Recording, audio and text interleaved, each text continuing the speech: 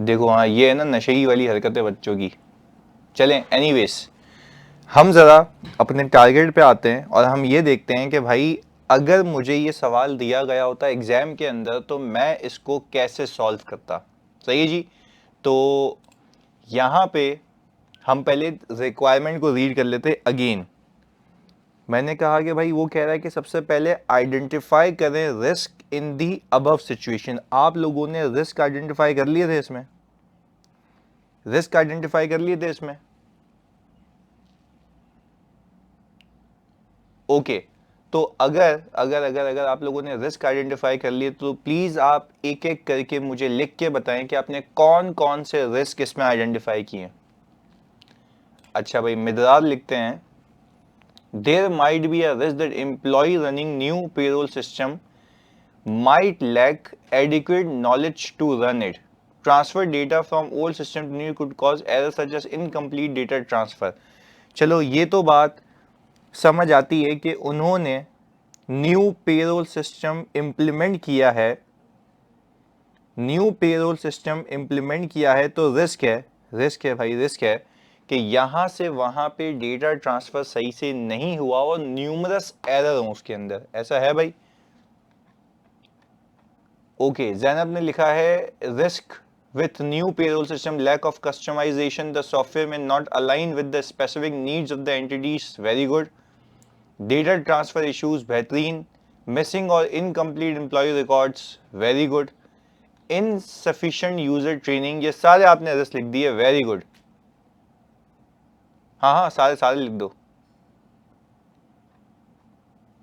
Okay Mohammad माज लिखते हैं risk the warranty period is extended although the warranty provision is decline significantly by 69%. So there is a risk of incorrect valuation of provision. Okay, very good.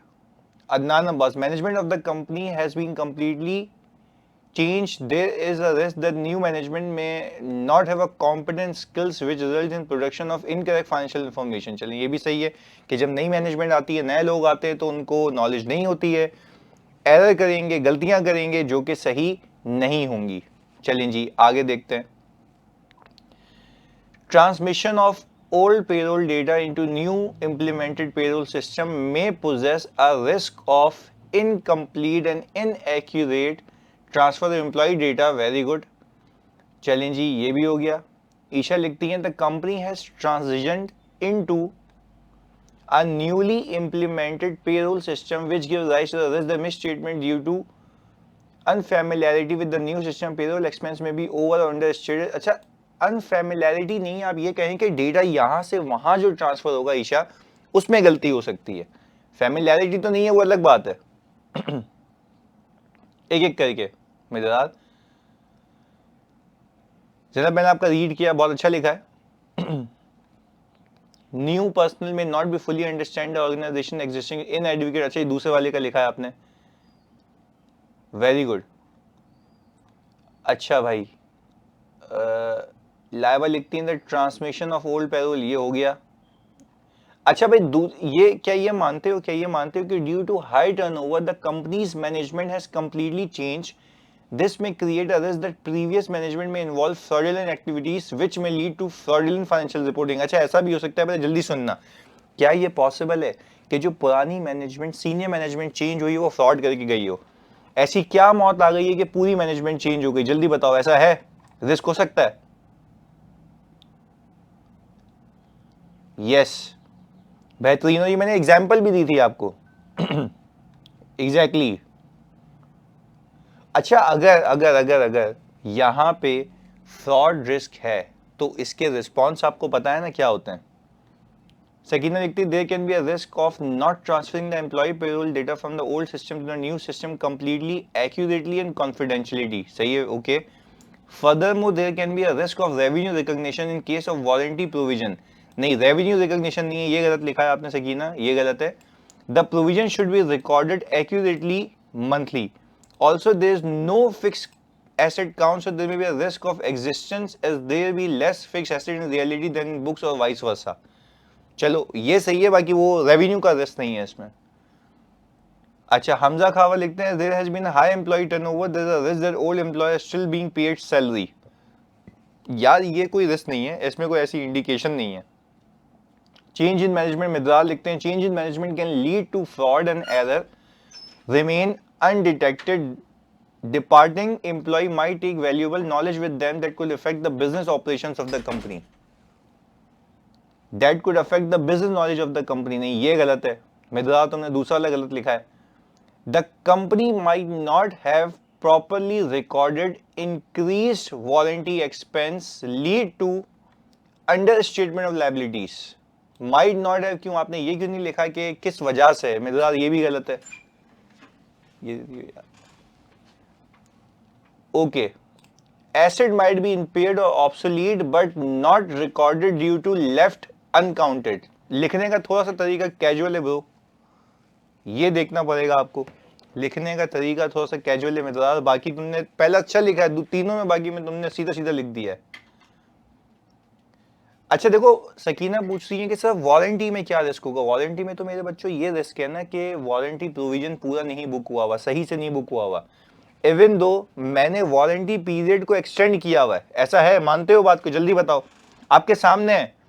मैं पहले कितने दिनों की warranty दे रहा था, कितने महीनों की वारंटी दे रहा था? जल्दी बताओ। 1 महीने की। अब कितने की दे रहा हूं? 6 महीने की। तो मुझे बताओ, मुझे प्रोविजन फॉर वारंटी ज्यादा रखना चाहिए, कम रखना चाहिए? ज्यादा। तो ये तो कम रख रहा है भाई ये तो कम रख रहा है। हाँ जी सर, तभी तो रिस्क है ना सर, तभी तो रिस्क है, बिल्कुल ऐसा है। अच्छा, कुल मिला के अगर आप लोग मुझे बता पाए, एक तो ये रिस्क है कि नया पेरोल सिस्टम आया है तो यहां से वहां डेटा करने के लिए एक रिस्क है कि इनकरेक्ट इनएक्यूरेट डेटा ट्रांसफर हो। एग्रीड? पहला। दूसरा, एम्प्लॉय का हाई टर्नओवर है, यहां पे एक हो सकता है फ्रॉड रिस्क, और दूसरा लैक ऑफ नॉलेज। ऐसा है। मैं आपको लैक ऑफ नॉलेज पे भी बताता हूं क्या सीन होता है। मैं यहां पे जिस कंपनी का ऑडिट कर रहा हूं ना, वहां पे फ्रॉड की वजह से पिछली मैनेजमेंट, पूरी सीनियर मैनेजमेंट चेंज हुई, नए लोग आ गए, बिल्कुल चुन्नू पापा अच्छे बच्चे आ गए, बिल्कुल अच्छे बच्चे जो बिल्कुल नमाजी लोग हैं, बिल्कुल अच्छे से काम करने वाले लोग हैं। बट उनका एक मसला है, दे डोंट नो कौन सी एंट्री कहां से कैसे आती है, क्या प्रोसेस है। तो मुझे आप एक बात बताएं, क्या ये वो इंटेंशनली कर रहे हैं या उनको नॉलेज ही नहीं है? जैसे मैंने आपको ब्रांच का पूरा ऑपरेशन सिखाया था, याद है कि कैसे रिकंसिलिएशन होती है, ऑपरेशंस में कैसे एंट्री पड़ती है, तो उनको नॉलेज नहीं है। तो क्या नॉलेज ना होने की वजह से एरर रिस्क इंक्रीज होता है? क्या उनको पता ही नहीं है कि भाई कैसे चीज कौन सी कहां से आती है? They are enable to detect. बात समझ आ रही है जानी? बात समझ आ रही है? उनको ये नहीं पता लगता कि उसको सही कैसे करें, कौन? भाई देखो, सही तो तब करूंगा ना जब पता हो कि सही होता क्या है। बात समझ आ रही है? चलें, ओके, आगे। फिर हमने कहा, यहां पे लिखा हुआ है, company has also decided to extend the warranty period for its product from 1 month to 6 months. और सर यहां पे देखें, आपका प्रोविजन जो है रिड्यूस हो रहा है, तो सर क्या ये risk of under statement of provision है? Yes, risk of under statement पूरा लिखना है आपने। Since the company has increase warranty period from 1 month to 6 months even though the warranty provision has been understated. Very good sir, अगर यहाँ warranty provision ज्यादा होता तो रिस्क होता कि एस्टिमेशन कॉम्प्लेक्सिटी के बेसिस पे? नहीं, तब भी आप ऐसा नहीं लिखते, मतलब आप कहते हैं कि सही है, वो अलाइंड है। कॉम्प्लेक्स कैलकुलेशन है या नहीं है वो डिपेंड करता है ना भाई। सही है, आगे। फिर वो बता रहा है कि इंटरनल ऑडिट की ऑब्जर्वेशन आई है रिलेटेड टू कोई फिक्स एसेट काउंट परफॉर्म नहीं हुआ। तो अगर फिक्स एसेट काउंट परफॉर्म नहीं होता तो किस चीज का रिस्क है? एग्जिस्टेंस का, अच्छा एक हद तक ना वैल्यूएशन का भी रिस्क होता है, क्योंकि आपको जो खराब वाले फिक्स एसेट होते हैं ना उसकी समझ नहीं आ रही होती, ऐसा है। अनीब कह रहे हैं since the company has decided to extend the warranty period from 1 to 6 months, so provision expected to be increased but provision had declined by as compared to last year, so there is a risk of understatement provision for warranty. Very good Aneeb, बिल्कुल सही लिखा है। तो miss appropriation तो वैसे ही है ना, जब आप एग्जिस्टेंस लिख देते हो तला, तो मिस एप्रोप्रिएशन तो इटसेल्फ उसमें कवर हो जाता है। As no fixed asset count is performed, so there is a risk of overstatement of fixed asset, also risk of some fixed asset may be impaired. Very good. Hassan Al, since the warranty provision is extended from warranty provision नहीं गलत, warranty period is extended from 1 to 6 months, so there is a risk that warranty provision have not been properly calculated and understatement.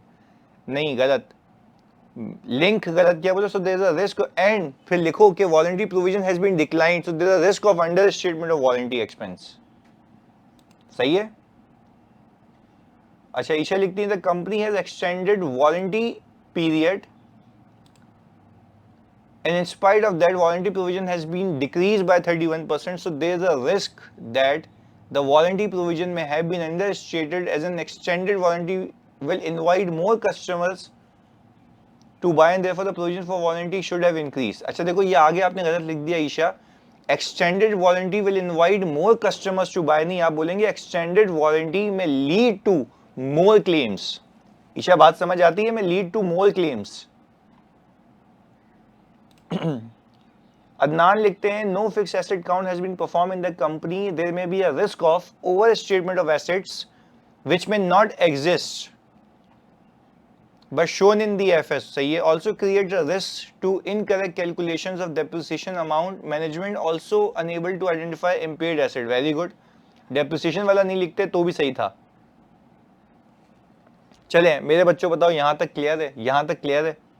since the internal audit observations revealed that no fixed asset count has been performed, so there is a risk that fixed asset might be overstated, as there is a possibility that asset might be recorded in FS and might not exist in actual। very good। चलें अब मुझे बताएं, risk तो हमने identify कर लिया, कितने risk हो गए कुल मिला के, जल्दी से बताओ, यकजहीती के साथ बताओ। 4। एनोटेशन क्लोज कर दें, लिख रहा है कोई बच्चा, अभी कर लेते हैं यार, ये एनोटेशन क्लोज करते हैं।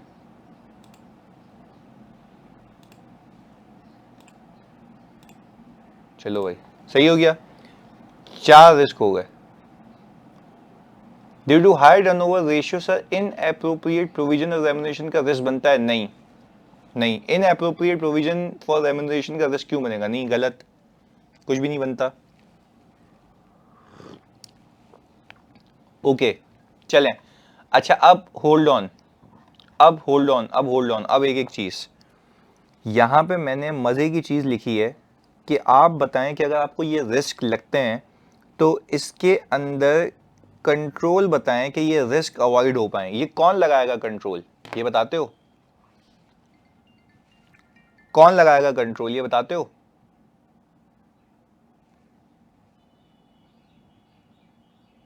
मैनेजमेंट।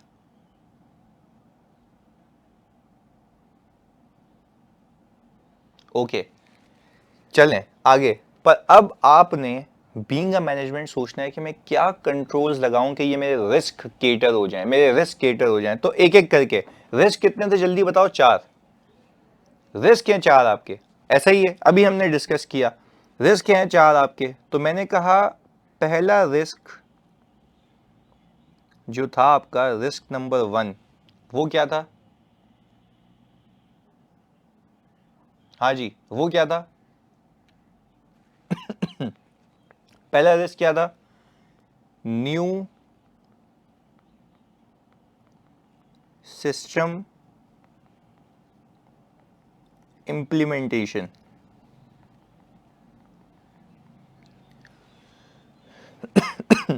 अच्छा भाई अब मुझे एक बात बताओ, जब न्यू सिस्टम इंप्लीमेंटेशन होगी तो आप लोगों ने कंट्रोल्स क्या लिखे हैं इसके, फिर मैं रीड भी करवाता हूँ, फिर मैं रीड भी कराता हूँ। अच्छा Mohammad Haris, the company could use data encryption to in data translation confidentiality, use high speed and secured WiFi to ensure accuracy, the company should have backup. बाकी दो गलत लिखे तुमने, इंक्रिप्शन इज रियली गुड, बाकी दो गलत लिखे। Transfer to prevent unauthorised interface, check digit control नहीं। अच्छा अब मुझे एक बात बताओ, मुझे एक बात बताओ, हाँ देखो ये बच्चे लिखे ना, क्या हम ये कह सकते हैं कि to systems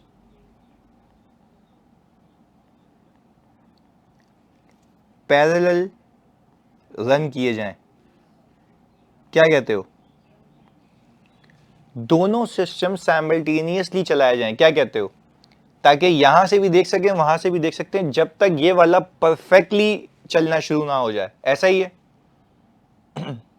yes, very good. Hasan Ali कहते हैं कुछ टाइम तक, बिल्कुल बेटा कुछ टाइम तक, क्योंकि फिर नया लगा ही क्यों है चर्सी। ऐसा है। अच्छा क्या हम कंट्रोल लगाएं, प्लीज सुनना प्लीज सुनना प्लीज सुनना, क्या हम ये कंट्रोल लगाएं कि ये देखें कि वहां से उड़ के यहां पे जो डेटा सेट आ रहा है उसकी रिकॉन बनाई जाए?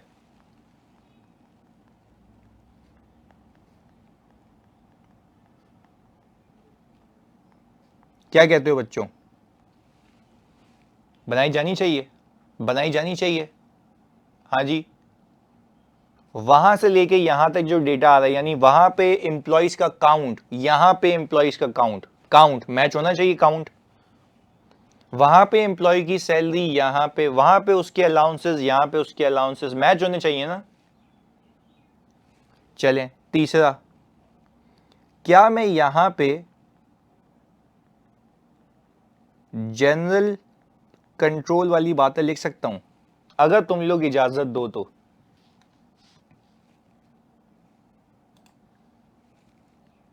हाँ जी भाई, उस्मान भाई हमसे पूछ रहे हैं कि सर क्या एक से ज्यादा कंट्रोल्स जितने थे, देखो एस लगा हुआ है, थोड़ा सा एस लगा हुआ है, क्या कहते हो?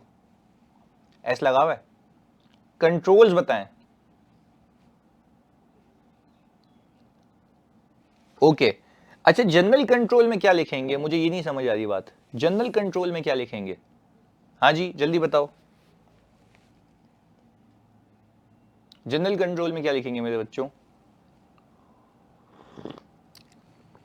यस, डेवलपमेंट वाले कंट्रोल्स, वेरी गुड।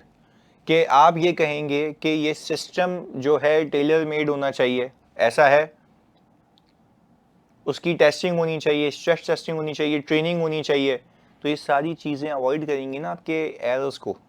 बात समझ आ रही है? सेग्रीगेशन ऑफ ड्यूटी होनी चाहिए,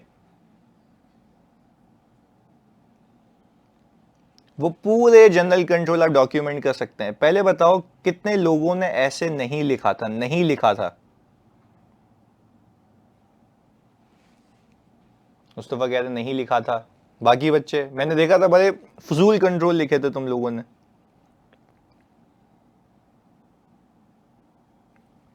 बहुत ही ज्यादा फजूल कंट्रोल लिखे थे। रिकॉन लिखा था, चलने रिकॉन इज गुड, बट बाकी मिस हो गए। हाँ जी, स्टैंडर्ड्स के हिसाब से बना हुआ हो, सेग्रीगेशन ऑफ ड्यूटीज हो, ट्रेनिंग हो। हाँ पहले बताओ, सोचने का तरीका आया, सोचने का तरीका आया, नया मंजन, फुल नया मंजन, जल्दी बताओ।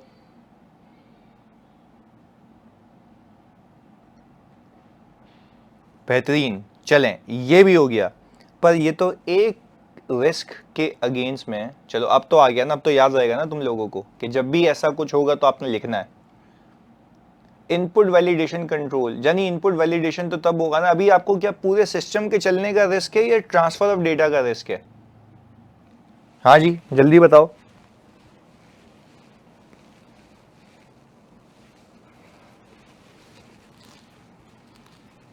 ट्रांसफर ऑफ डेटा का रिस्क है ना, यही है ना, ट्रांसफर ऑफ डेटा का रिस्क है। ओके जी, तो अब मुझे बताएं, ये भी बात समझ आती है कि ट्रांसफर ऑफ डेटा का रिस्क है, मतलब जब सिस्टम इम्प्लीमेंट हो जाए तो चेक हो जाए, बिल्कुल ऐसा है कि वो क्या करेक्टली चल रहा है या नहीं चल रहा है, या डेटा सही ट्रांसफर हुआ या नहीं हुआ। मतलब जब सिस्टम इम्प्लीमेंट हो जाए, बिल्कुल ऐसा ही है। चलें जी, पहले बताओ बात क्लियर है बच्चों, बात क्लियर है?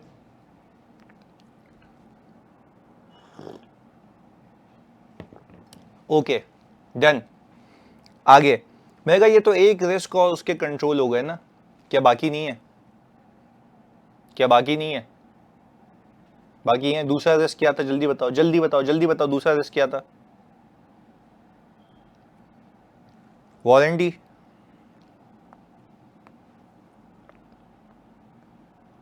दूसरा रिस्क वारंटी नहीं था, change of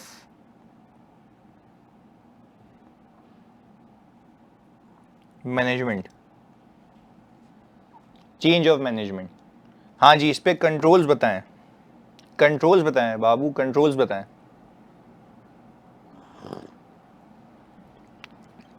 very good Isha, बहुत अच्छा लिखा है कि क्या हम ये कर सकते हैं, इंक्रीज्ड गवर्नेंस।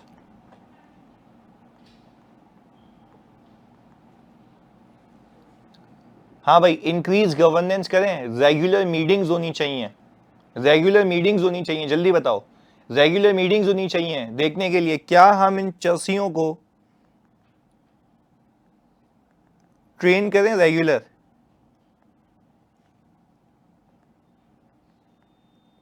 क्या कहते हो? हाँ भाई, रेगुलर ट्रेनिंग होनी चाहिए इनकी।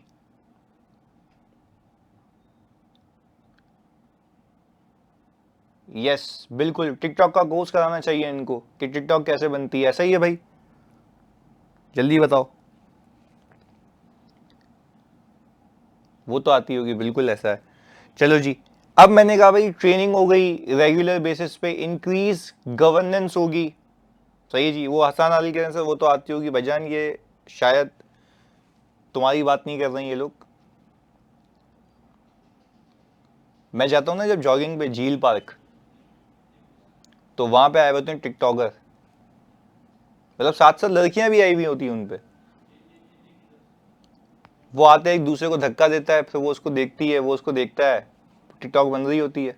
लगा ये भी सही है, मतलब अल्लाह की कसम, झूठ नहीं बोला, अल्लाह की कसम आए हुए होते हैं टिकटॉकर।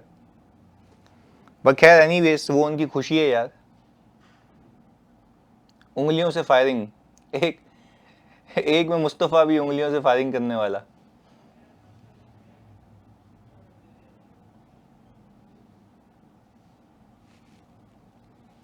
पता है किसी वीडियो में तू भी आ रहा मुस्तफ़ा यार, सुबह सुबह ये देखते हैं ना, देखो ना, यही तो मसला है। चलो अच्छा भाई जल्दी बताओ, अच्छा क्या हम इंटरनल ऑडिट फंक्शन इंट्रोड्यूस कर सकते हैं? क्या कहते हो? इंटरनल ऑडिट फंक्शन इंट्रोड्यूस कर सकते हैं,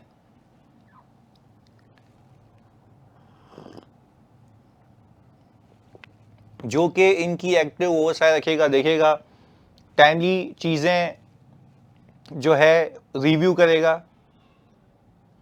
ऐसा ही, क्योंकि इंटरनल ऑडिट का काम ही होता है ना कि कंट्रोल्स की इफेक्टिवनेस को चेक करना कि क्या कंट्रोल सही चल रहे हैं नहीं चल रहे, सही काम हो रहा है नहीं हो रहा। एग्रीड? चलें, ये भी बात समझ आती है। अच्छा मैंने कहा तीसरा रिस्क आपका था, क्या था भाई? प्रोविजन।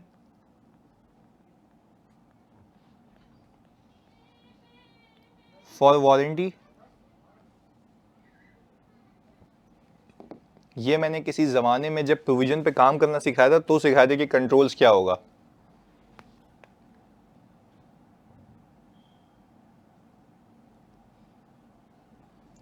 हाँ वही कह रहे हैं ना, इंटरनल ऑडिट फंक्शन को आप अलाइन करते हैं कि ज्यादा रिव्यूज करें। जैनब यूं कंट्रोल में तो आ गया ना।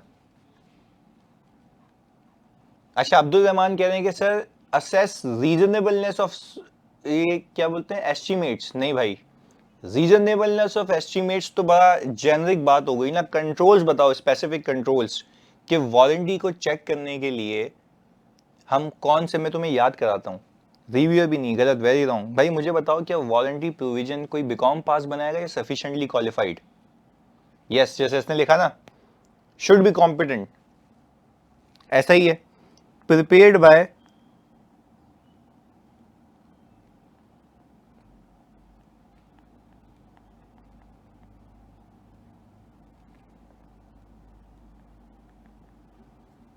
sufficiently qualified personnel।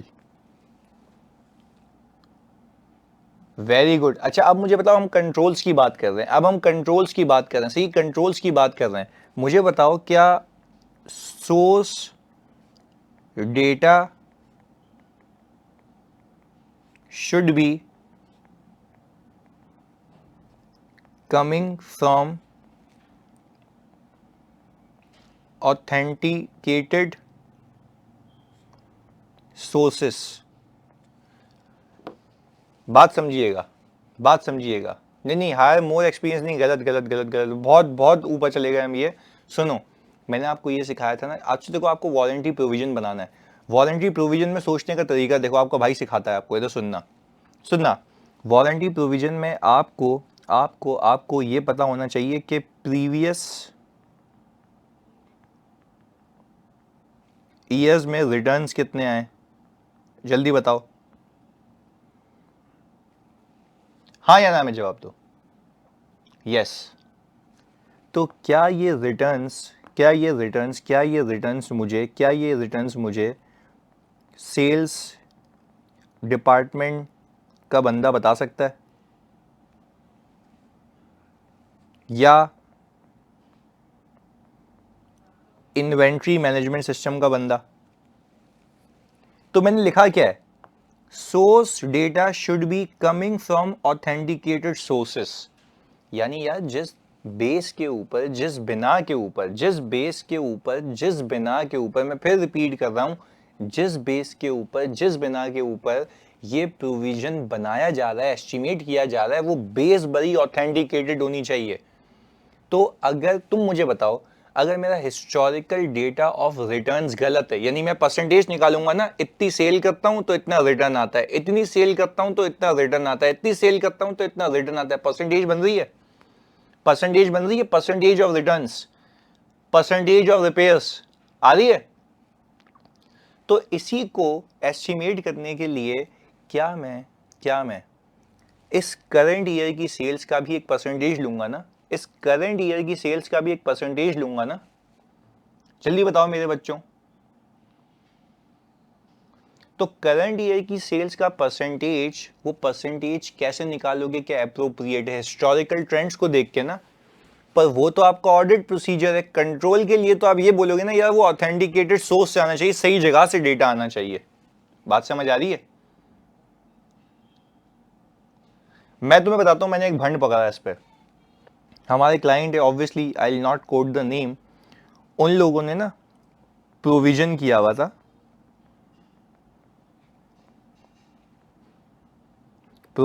था, वारंटी का। अच्छा अब सुनना, भंड देखने क्या था।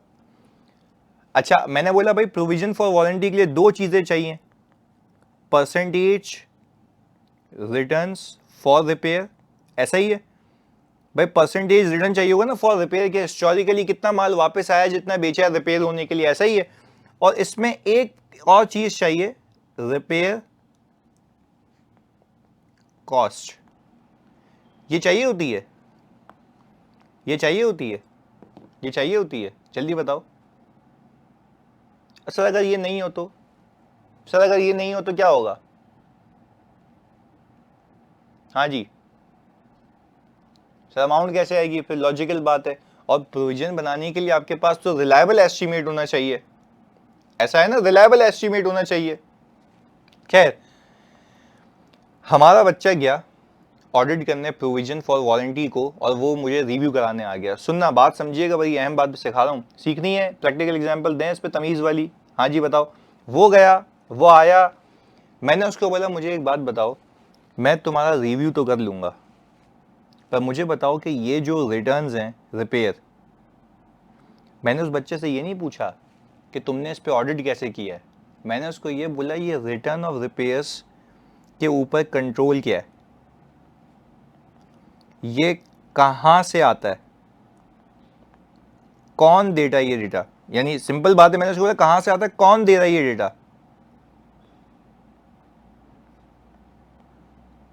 कौन डेटा प्रिपेयर कर रहा है।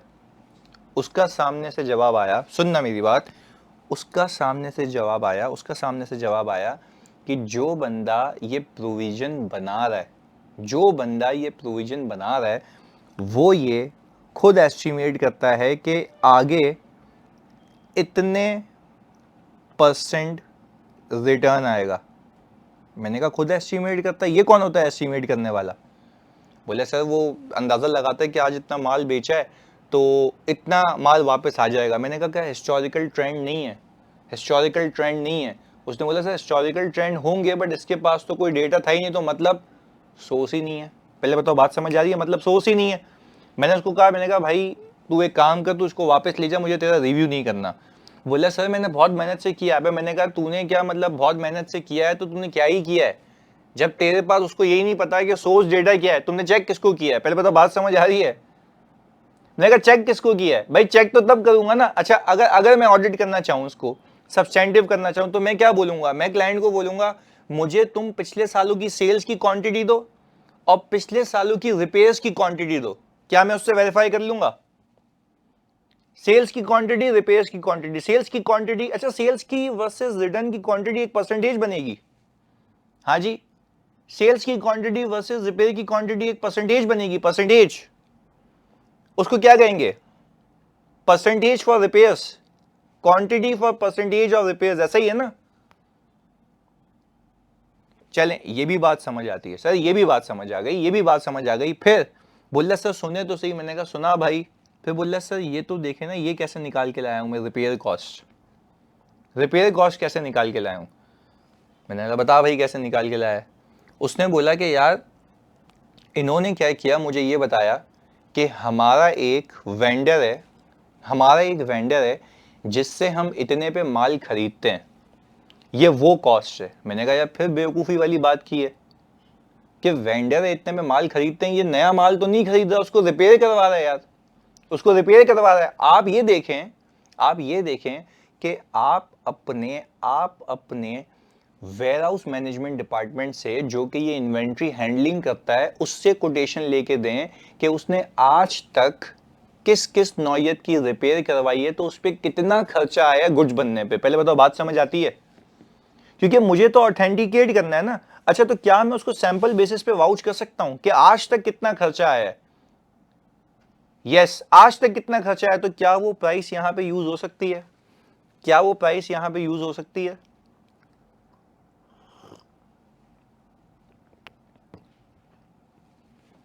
ऐसा है मेरे बच्चों। चलें, तो हमने कहा, तो उसने तो गलत ले लिया। तो क्या कहने का मतलब यह है, अब मैं वापस आ गया कंट्रोल्स पे। अब तुम मुझे बताओ क्या ये सोर्स डेटा प्रॉपर होना चाहिए। बात क्लियर है। तो ये कंट्रोल लगे हुए प्रोविजन फॉर वारंटी के ऊपर। अच्छा फिर जब ये पूरा बन जाए तो क्या इसको एक एप्रोप्रिएट बंदे ने रिव्यू करके अप्रूव करना है। और फिर एक और चीज सिखाई थी मैंने, रिव्यू एंड अप्रूव होना चाहिए। चौथी चीज चेक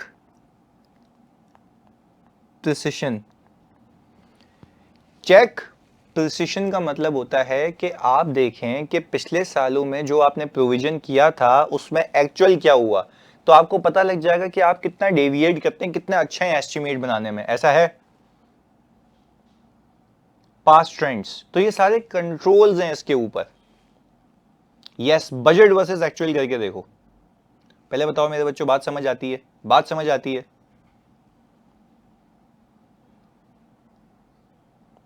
चलें, वेरी गुड। अब एक सबसे आखिरी वाला है जिस पे आपने कंट्रोल बनाना था मुझे। सबसे आखिरी वाला क्या था, fix asset, no fix asset count, ऐसा ही है। तो उस पर कंट्रोल, तो ये सजेशन क्या दोगे, कंट्रोल क्या लगाना चाहिए, जल्दी बताओ कंट्रोल क्या लगाना चाहिए।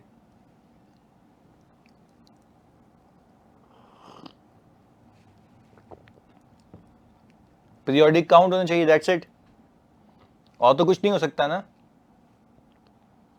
बात समझ आती है, बात समझ आती है बच्चों।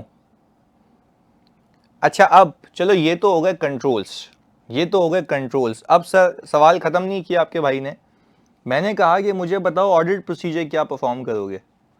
पहले तुमने सजेस्ट किया ना कंट्रोल के, भाई खुदा के वास्ते कंट्रोल लगाओ ताकि हमारी जिंदगी आसान हो। हाँ जी, अब न्यू सिस्टम इंप्लीमेंटेशन पे आप क्या चीजें चेक करेंगे। हाँ भाई लिख के बताएंगे, लिख के बताएंगे क्या चीजें चेक करेंगे।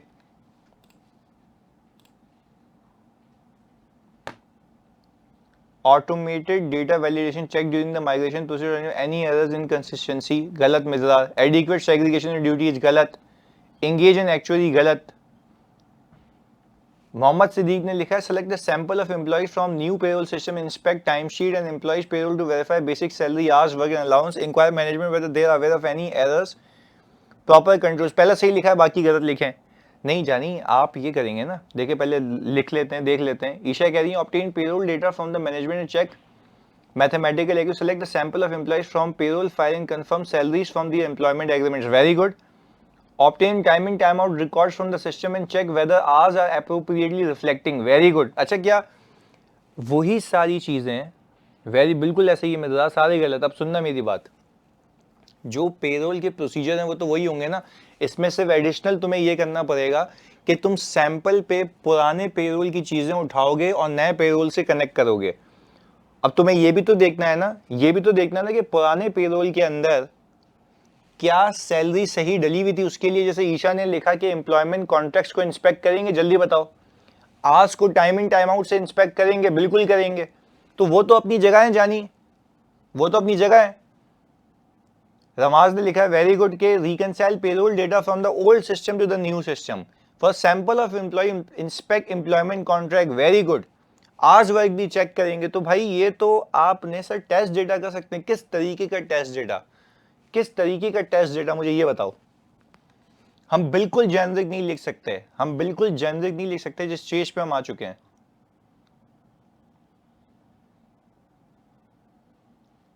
हाँ जी, obtain sample of payroll data reconcile with the old system, बिल्कुल ऐसा ही है।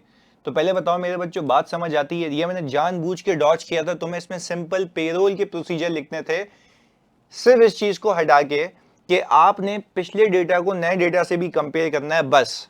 और उसमें ये ट्रिक छुपी हुई थी कि आपको ये देखना था कि जब मेरे पास पुराने पेरोल के अंदर भी डेटा था तो उसको भी तो वेरीफाई करना ही है ना। हाँ जी, या ऑब्टेन डेवलपर राइट्स मैं कैसे ले सकता हूं भाई, गलत। अब तुम आईटी से बाहर आ जाओ, जहां आईटी कंट्रोल लगना चाहिए वहां। देखो मैं फिर तुमसे पूछता हूं, मैं यहां पे प्रोसीजर पूछ रहा हूं या आईटी कंट्रोल। कंट्रोल्स हो चुके हैं ना ऊपर, जल्दी बताओ कंट्रोल हो चुके हैं ना ऊपर। अभी हम क्या सीख रहे हैं, अभी हम क्या लिख रहे हैं, अभी हम क्या लिख रहे हैं, प्रोसीजर्स। बात समझ आती है भाई, मिक्स हो रहा है ना बार बार। तो यही तो, अब तुम लोग ही बोलते हो सर मिक्स क्वेश्चन दे, नहीं दूं, बताऊं अलग अलग दे दूं, अलग अलग दे दूं आज से फिर।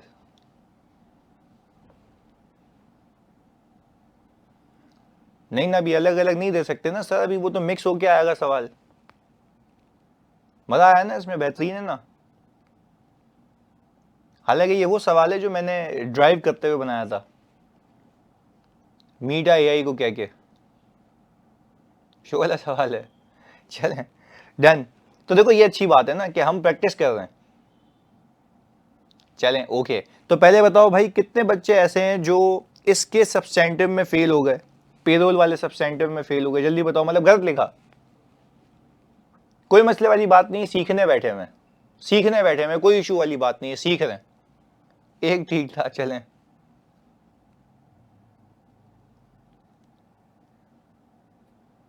चलें ओके डन, लिखा ही एक, माशाल्लाह।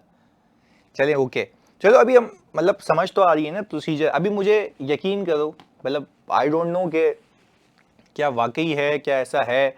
बच्चे ने मुझे मैसेज किया, कस्टमाइज बैच वाले बच्चे ने, फिर जो प्रैक्टिस सेशंस के ग्रुप में ऐड है उसने मुझे मैसेज किया, उसने बोला सर कस्टमाइज बैच लिया आपका, मेरे से पास पेपर हो रहे हैं, पर आपका सवाल जब उठा के देखता हूँ, कोशिश करता हूँ, तो फिर मेरा दिल करता है कि मैं पेपर ड्रॉप कर दूँ।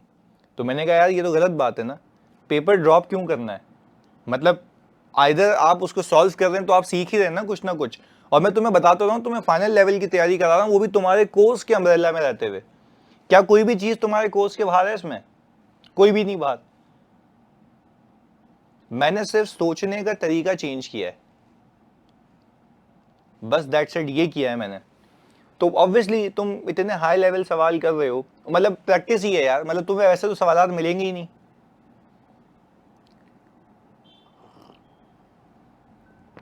अच्छा, पास पेपर हो रहे हैं तुमसे? पास पेपर हो जाते हैं इजीली? अच्छा, तो यार देखो, मैं तो हमेशा ये कहता हूँ कि मतलब it's very easy for me to make you fool यार। मतलब मैंने जितना, मतलब इस बात पे मुझे है, मतलब घमंड कह लो इसको, कुछ भी कह लो, I am proud of it कि हमने बड़ा प्रैक्टिकलिटी से पढ़ा है सब्जेक्ट को। एंड प्रैक्टिकल मीन्स कि you are able to solve each and every question यार।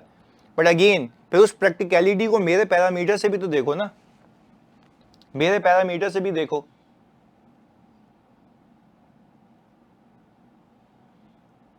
उसके भी बना देते हैं, इंशाल्लाह पेपर इजी लगेगा। मैं तुम्हें एक और बात बताऊं, चलो एक और बात बताता हूं, समझना समझना एक और बात। मैं कल रिव्यू कर रहा था, एक एग्जांपल देता हूं। मैं कल रिव्यू कर रहा था एक क्लाइंट का ना, तो वहां पे ना बच्चा रिव्यू करवाने आया। तो मैंने उसको कहा कि आ जाओ भाई, तुम्हें ये प्रोसीजर और करने जो तुमने नहीं किए हुए। अच्छा, क्योंकि हमें ना रिस्क मार्क करने होते हैं ईवाई कैनवस के अंदर हमारे, तो रिस्क मार्क करते हुए आपको पता है ना कहीं फ्रॉड रिस्क भी होता है। और आपको पता है रेवेन्यू के अंदर प्रिज्यूम्ड फ्रॉड रिस्क होता है, मैंने आपको सिखाया है। रेवेन्यू के अंदर कौन सा रिस्क होता है? प्रिज्यूम्ड होता है, कि वहां पे फ्रॉड हो सकता है, क्योंकि उसमें इजी है ना एंट्री बनाना, रिसीवेबल डेबिट सेल्स क्रेडिट। बात समझ आ रही है? रिसीवेबल डेबिट सेल्स क्रेडिट बड़ा इजी है ना एंट्री बनाना, तो यहां हो सकता है। अच्छा, और फिर आपको बोलता है कि और देखो कहां कहां हो सकता है, जहां पे मैंने आपको कहा था ना, इंसेंटिव हो, अपॉर्चुनिटी हो, ऐसा ही है ना, प्रेशर हो, ऐसा है? जल्दी बताओ, ऐसा है ना मेरे बच्चों? तो ये तो है। अच्छा, अब सुनो, फोकस हो गए। तो हमने वहां पे फ्रॉड रिस्क मार्क किया हुआ है, क्योंकि इतनी सारी ट्रांजैक्शंस होती हैं वहां पे, न्यूमरस ट्रांजैक्शंस होती हैं, मिलियंस में ट्रांजैक्शन होती हैं, कि रेवेन्यू में फ्रॉड रिस्क है। क्योंकि इतनी ट्रांजैक्शन में तुम 5-6 एंट्रियां घुसा दो, तो क्या तुम डिटेक्ट कर पाओगे? नहीं। या इतनी सारी ट्रांजैक्शन में छोटी छोटी बहुत सारी एंट्री घुसा दो, तब भी तुम मतलब बच सकते हो। तो फ्रॉड रिस्क है। अब मैंने क्या किया सुनना, मैंने अपनी टीम मेंबर को ये कहा, तुम्हें ये प्रोसीजर करने हैं जो मैं कह रहा हूं, जो कि फ्रॉड रिस्क को केटर करेगा। किसको केटर करेगा? जल्दी बताओ, किसको केटर करेगा? फ्रॉड रिस्क को। मैंने पता है क्या किया? एलिमेंट ऑफ अनप्रिडिक्टेबिलिटी इनकॉर्पोरेट किया। क्या इनकॉर्पोरेट किया? एलिमेंट ऑफ अनप्रिडिक्टेबिलिटी, जो आज तक ऐसा प्रोसीजर नहीं हुआ होगा। बताऊं कैसे? सिखाऊं कैसे?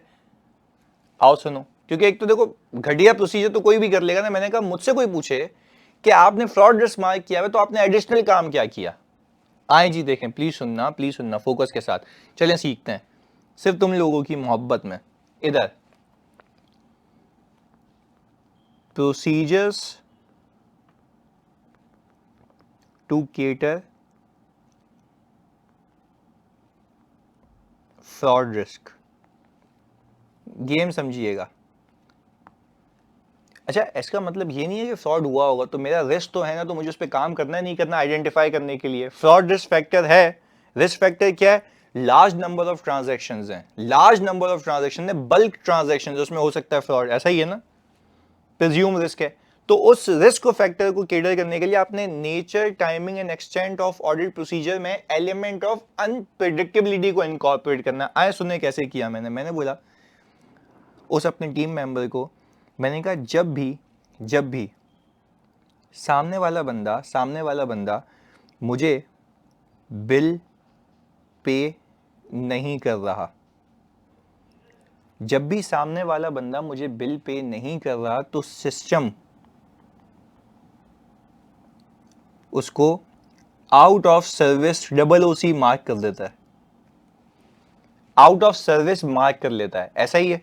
अच्छा भाई, जब आउट ऑफ सर्विस मार्क कर लेता है सिस्टम उसको, तो मैंने कहा इनके सिस्टम में जाओ और जिस जिस पे OOC मार्क हुआ है वो रिपोर्ट जनरेट करो, और ये देख लो कि उन तमाम पे उस 100% पे रेवेन्यू रिवर्स हो जाना चाहिए। अब वो मुझे देख रहा है, बोला ये क्या कह दिया सर ने। अच्छा, एक बच्चा क्या करता है, सैंपल ऑफ सेल सेलेक्ट करता है और वेरीफाई कर लेता है, बिल आ रहा है अमाउंट मैच है उसका पैकेज ये, बिल आ रहा है अमाउंट मैच है उसका पैकेज ये नॉर्मल हो गया प्रोसीजर? जल्दी बताओ, ये तो नॉर्मल हो गया ना। मैं तो ये देखना चाह रहा हूं कि वो रेवेन्यू कौन सा है जो कि रिकॉर्ड नहीं होना चाहिए था और रिकॉर्ड हुआ हुआ है। हाँ जी बताओ, बात समझ आती है? बात समझ आती है? चलो मैं तुम्हें इसकी फिर बेसिस भी बताऊं मैंने कैसे बनाया प्रोसीजर, बेसिस भी बताऊं। मैं जब इसके कंट्रोल्स की अंडरस्टैंडिंग ले रहा था ना इस इदारे की, तो वहां पे पूरे प्रोसेस में लिखा हुआ आ रहा था कि एक कस्टमर जब अपनी पेमेंट बंद कर देता है तो हम उसको OOC मार्क कर लेते हैं ताकि उसका कनेक्शन डिस्कनेक्ट हो जाए। अबे जब कनेक्शन नहीं डिस्कनेक्ट हो गया चस्सी का, तो उसको बिल क्यों कर रहे हो भाई? रेवेन्यू नहीं होना चाहिए बुक। बात समझ आ रही है? क्या सही टारगेट पे पहुंचा? अंडरस्टैंडिंग ऑफ बिजनेस समझ आती है? अंडरस्टैंडिंग ऑफ बिजनेस समझ आती है मेरे बच्चों? तो ये भाई की अंडरस्टैंडिंग है। एक और सिखाऊं? मैंने बोला ये नहीं होना चाहिए। चलें, ओके, फैल गए हो तुम लोग। हाँ, पहला। चलो जी, दूसरा सर। अच्छा अगेन ये जो मैंने किया, हालांकि वो तो बच्चा फील्ड पे है, पर देखो मेरी अंडरस्टैंडिंग है, गेम अंडरस्टैंडिंग क्या है कि आपने बिजनेस को समझना है कि कैसे जा रहा है, और इंशाल्लाह मैं तुम्हें डेवलप भी कर रहा हूँ, सोचने का तरीका दे रहा हूँ, तो आप भी कर सकते हैं ये। और अगेन जैसे जैसे आप सीखेंगे मैं आपसे ज़्यादा सीखता रहूँगा, मैं आपको और सिखाता रहूँगा। अभी तो CA फाइनल की दुनिया बाकी है। आ जाएं जी फोकस के साथ, दूसरी एग्जाम्पल इसी क्लाइंट के ऊपर, इसी हेड के ऊपर सुने। ये प्रोसीजर सब यूटिलिटी कंपनीज पर हो सकेगा? जल्दी बताएं, क्या ये प्रोसीजर सारी यूटिलिटी कंपनीज पे हो सकता है? यस हो सकता है, सब्जेक्ट टू कि उसके कंट्रोल में ये हो। बिल्कुल हो सकता है। चलें आगे एक और देखें जानी, और देखें। यस, आ जाओ जी एक और देख लेते हैं। चलें, इसी पे मैंने उसको कहा जरा मुझे एक बात बताओ, जो लोग अपने कनेक्शन की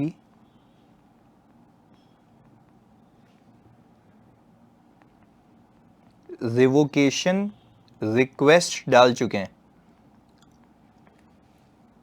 जो लोग अपने कनेक्शन की रिवोकेशन, अच्छा देखो अब ये नहीं है कि उनका पे नहीं हो रहा बिल तो वो OOC मार्क हो गया है, ना ना ना ना, ऐसा नहीं है, नहीं ऐसा नहीं है। अब यहाँ पे रिवोकेशन की सामने से आ रही है कि भाई मेरा कनेक्शन बंद करो, मुझे नहीं चाहिए। तो मुझे बताओ क्या इनके ऊपर रेवेन्यू बुक होके इनको बिलिंग होनी चाहिए? हाँ जी। तो रिस्क तो है ना कि इन पे बुक हुआ हो और बाद में रिवर्स हो जाए, बुक हुआ हो बाद में रिवर्स हो जाए, ऐसा है? अच्छा मुझे बताओ, क्या मैं मेरे प्रोसीजर से, आपको क्या लग रहा है, मैं ये चेक करना चाह रहा हूँ ना कि ओवर स्टेटमेंट ऑफ रेवेन्यू ना हो? मेरे प्रोसीजर से ये लग रहा है ना कि ओवर स्टेटमेंट ऑफ रेवेन्यू ना हो, ऐसा है मेरे बच्चों? बेहतरीन। चलो एक और चीज सुनो, अब सीख ही रहे हो तो एक और सीख लो। फिर मैंने उस बच्चे को कहा अभी भी मेरा फ्रॉड रिस्क केटर नहीं हुआ। रिवोकेशन भाई देखो, सामने से कस्टमर ने बोला, और ऐसे मिलियन कस्टमर्स ने बोला होगा, हजारों लाखों ने बोला होगा कि भाई मेरा कनेक्शन काट दें, आप खत्म करें, मुझे नहीं चाहिए अब कनेक्शन। तो ये फिर भी उसको बिल किए जा रहे हैं। तो ऐसा होता है ना, आपके पास नहीं आते, आप कनेक्शन कटवा देते हैं, आपके पास बिल आ रहे होते हैं, तो भाई आप बोलते हो मुझे किस बात का बिल आ रहा है, मैंने तो कनेक्शन कटवा दिया है, तो मैं तो रियल लाइफ से कनेक्ट करता हूँ ना चीजें। तो मैंने यही कहा बच्चे को, जिसकी कनेक्शन की कैंसिलेशन की रिक्वेस्ट आई हुई है उसको तो पहले चेक करो कि उस पर बिलिंग नहीं होनी चाहिए, हो भी रही है तो कटाओ, हो भी रही है तो कटाओ। आओ दूसरी चीज, मैंने कहा जानी यहां पे बात खत्म नहीं हुई है, आप क्लाइंट से ऑब्टेन करें क्या लिखा है, क्या लिखा है मैंने? Complain log, complain log. Game देखो आपका भाई जा कहाँ से रहा है, उनके पुश्तयानों को भी ना ये बात भनक नहीं पड़ेगी कि जा कहाँ से रहा हूँ मैं। तो सुनना, बच्चा मुझे कह रहा था इसका क्या करूँगा मैं। मैंने कहा इसमें फिल्टर लगा, कंप्यूटर असिस्टेड ऑडिट टेक्निक सीख, बिलिंग लिख खाली, जो भी बिलिंग के मसले हैं ना सारी कंप्लेन में आ जाएंगे। मैंने कहा पहले इनसे पूछ कि कौन सा मैकेनिज्म है, कौन सा मैकेनिज्म है कंप्लेन को लाने का। पोर्टल पे कंप्लेन होती है, एसएमएस पे कंप्लेन होती है, वेबसाइट पे कंप्लेन होती है, कहाँ कंप्लेन होती है, कॉल सेंटर पे होती है, ईमेल पे होती है। सारी चीज़ें की एमआईएस निकालो और देखो कि कंप्लेन में कहीं बिलिंग की कंप्लेन तो नहीं है। तो जितनी बिलिंग की कंप्लेन्स हैं उनसे बोलो कि भैया इस रेवेन्यू को रिवर्स करो। कैसा है या नहीं है? मतलब ताज़ा ताज़ा एकदम नए प्रोसीजर्स, कल दरियाफ्त हुए। ऐसा है। तो अब मुझे बताओ, कोई मुझे पूछे कि आपने आकाश भाई फ्रॉड रिस्क पे क्या काम किया, तो क्या मैं कहने को तैयार हूं कि मैंने फ्रॉड रिस्क पे ये काम किया? हाँ जी, फ्रॉड रिस्क पे ये काम किया मैंने। हसान आदिल कह रहे हैं सर कंप्लेन गलत भी हो सकती है ना, ये मुझे प्रूफ कौन करेगा? हाँ जी, मैनेजमेंट। तो क्या मैं काम नहीं करूं? क्या मैं काम नहीं करूं? करेंगे ना भाई, हम तो करेंगे अपना काम, हम तो अपना काम करेंगे। वो बताएगा मुझे कि ये गलत है, मेरे को प्रूफ कर भाई, फिर मेरे पास तो सबूत है। आप बताएं कि आप कह रहे हैं कि सही है, समझ आ रही है? आपके पास एक सबूत है ना, उसको वो नेगेटिव प्रूफ करेगा ना। अब आप ये सोचेंगे कि यार वो कंप्लेन गलत हो सकती है, तो दैट इज रियली रॉन्ग। जानी बताओ, बात समझ आ रही है? एक आखिरी बता दूं चलो तुम्हारी मोहब्बत में, जो जो मैंने किया है इसके बाद 3-4 और, एक बताता हूं आखिरी। चलो ओके, आखिरी चौथा ये है, चौथा ये था, मैंने उनसे सारे बता दें अभी वो भी करना है ना प्लानिंग। सुनो भाई, प्लानिंग मतलब मैं आपको अभी 10 मिनट में करा दूंगा, वो चैप्टर खत्म हो जाएगा, बड़ा इजी है। चलें जी, वो कल कर लेंगे। नहीं भाई, खत्म करना है उसको। इधर सुनो जल्दी से मेरे बच्चों, बात समझने की है, बात समझने की ये है कि हम ये कह रहे हैं, हम ये सोच रहे हैं कि यार मैंने उसको कहा कि तुम एक काम करो, तुम्हें मैंने सिखाया स्ट्रेटिफिकेशन ऑफ डेटा, याद है? स्ट्रेटिफाई करना, स्ट्रेटिफिकेशन याद है? ओके, मैंने क्या किया, month on month customer activation dates निकालनी। कस्टमर एक्टिवेशन डेट्स निकालनी कि उसका कनेक्शन एक्टिव कब हुआ है। यहां तक क्लियर है? बात समझ आती है? फिर मैंने ये देखा कि लिस्टेड कंपनी है और दिसंबर के महीने में 204560 कनेक्शंस हैं, मतलब 2.5 लाख कनेक्शंस, 2.5 लाख कनेक्शंस। मैंने उसको कहा आपको तो ये टेस्ट करना है कि रेवेन्यू ओवर स्टेटेड तो नहीं है। मैंने कहा इस 2.5 लाख पे अलग से आप सैंपल लगाओ, इस 2.5 लाख पे आप अलग से सैंपल लगाओ। अच्छा बच्चा मुझे क्या कह रहा है, बोल क्या रहा है सुनना, वो मुझे कह रहा है कि सर ये तो सेलेक्टेड सैम्पलिंग हो गई। मैंने कहा भाईजान, मैंने ये कब कहा है कि बाकी टेस्ट नहीं करोगे? मैंने ये कब कहा है कि बाकी टेस्ट नहीं करोगे? मैंने तो ये नहीं कहा, मैंने तो कहा इसको स्पेसिफिकली करोगे, इसको तो अलग से देखोगे, क्योंकि यहां पे अलग से मुझे रिस्क दिखता है। पहले बताओ बात समझ आ रही है? क्योंकि मैं फ्रॉड रिस्क को देख रहा हूं ना यार। अच्छा अब मुझे एक बात बताओ, मैंने उसको क्या कहा? मैंने कहा इन कनेक्शंस को देखो, इनकी कनेक्शन की रिक्वेस्ट कब आई थी। अच्छा पता लगा कि कनेक्शन की रिक्वेस्ट आई है जनवरी 2025 में, तो ये दिसंबर में कैसे एक्टिव हुआ? नहीं आई बात समझ? हाँ जी जल्दी बताओ, आ गई?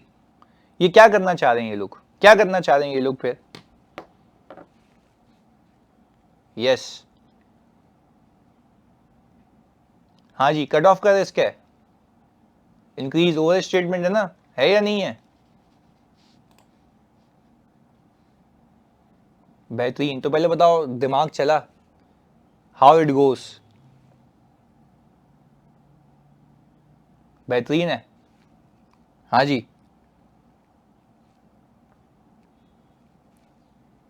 चलें, बेहतरीन। यानी अब आपको समझ आया कि सर काम कैसे होता है रियल लाइफ में। अच्छा, बच्चे क्या लिखते हैं? बच्चे क्या लिखते हैं? जो नॉर्मल बच्चा होगा वो लिखेगा एक्सपीरियंस टीम मेंबर लगाऊंगा, nature, timing and extent of audit procedure में एलिमेंट ऑफ अनप्रिडिक्टेबिलिटी इनकॉर्पोरेट करूंगा, ऐसा है, वो सारी चीज़ें। पर अगेन यार, उसमें क्या करोगे वो लिखवा दिया मैंने। अच्छा, क्या ये हर इदारे में सेम होगा या डिपेंड करता है एंटिटी टू एंटिटी? हर इदारे वाइज स्पेसिफिक डिपेंड करता है ना। देखो मार्क्स तो तुम्हें उसमें भी मिल जाएंगे, सही जी, पर देखो अभी तो सिखाया ना, मैंने सिखाया ना कि कैसे आपने सोचना होता है। तो मैंने देखो सारे, अब तुम इसमें मुझे कोई चैलेंज करके दिखा दे, कोई नहीं कर सकता चैलेंज, मैं क्लियरली बोलूंगा मैंने फ्रॉड पे काम किया है। अच्छा, इसके बाद भी अगर तुम मुझे बताओ, इसके बाद भी अगर मुझे एक्चुअल फ्रॉड नहीं मिला तो क्या मैं बोलूंगा पार्टी? लिखा हुआ था वहां पे पार्टी, बोलूंगा पार्टी, बिल्कुल बेहतरीन, ऐसा है। अच्छा, अगर, अब सुनना, अगर मुझे ये काम करके फ्रॉड मिल गया, पहले तो फ्रॉड रिस्क फैक्टर था ना, अब ये काम करके मुझे फ्रॉड मिल गया तो मैनेजमेंट को क्या बोलूंगा? सही करो। मैनेजमेंट को बोलूंगा सही करो, ऐसा है। और अगर मैनेजमेंट की इंटेग्रिटी पे ज्यादा डाउट्स आ जाएं फिर क्या करोगे? विड्रॉ कर देंगे। Where practical and